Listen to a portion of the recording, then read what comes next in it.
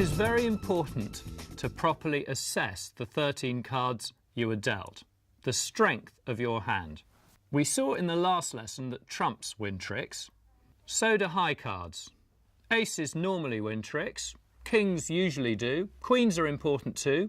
Jacks rather less so, but better than nothing. Now in bridge, we have a unique way of assessing the worth of a bridge hand according to the number of aces, kings, queens and jacks you hold.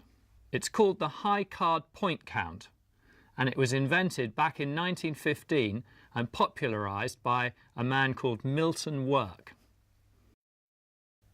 The ace is worth 4 points, the king is worth 3 points, the queen is worth 2 points, the jack is worth 1 point.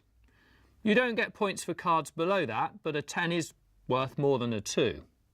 Now what the 4 players will do once they pick up their cards and sort them out into the 4 suits is add up their points. There are 40 points in a pack. The average hand is 10 points. Let's look at what Nick has dealt himself. Would you say that this hand was good, bad or average? This is an average hand.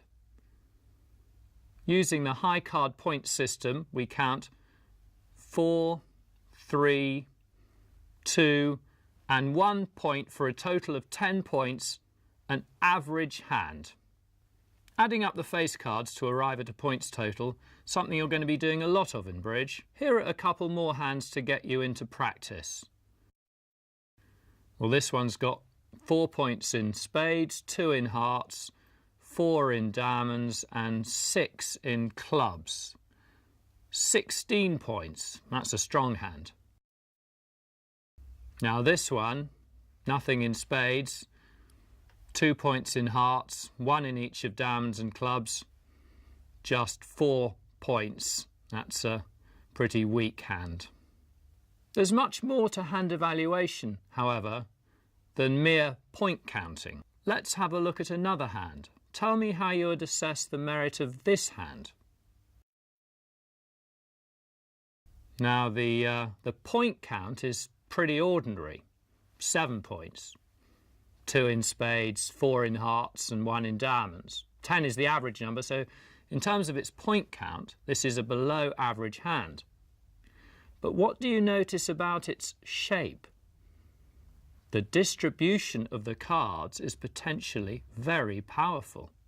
You've 6 cards in spades. If spades is the trump suit, your hand will take a lot of tricks. 5 cards in hearts. If hearts are trumps, also very powerful.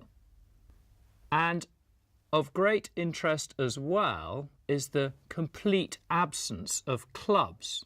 Having no cards at all in bridge, what we call a void, has much value, because if a club is led, you can trump it. So although the point count of this hand is mediocre, the potential of the hand, certainly should spades or hearts be trumps, is very great. Although you should count the points to give yourself an initial feel of whether you have a good hand or a bad hand, it's a mistake to become too point oriented. The shape of a hand is often at least as important as the point count. Now let's have a look at another hand. Thoughts?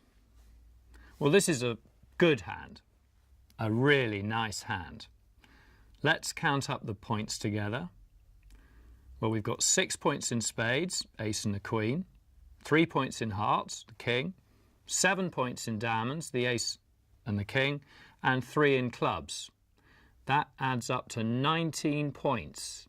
Nearly half of all the points in the pack are in your hand alone. And what is also very nice is the shape of the hand. 5, 4, 3, 1. 3 possible trump suits. The ability to trump clubs. It's a very nice hand. The only slight minus feature is that the king of clubs is on its own. It would have been better to have had a small club and have the king outside, because it's possible that the opponents will play the ace of clubs and your king will come tumbling down and not be worth anything. But it's a minor blemish in a really very, very nice hand. So now you've learned a valuable tool, a key skill on your journey to learning bridge, the high card point count to assess the value of your hand.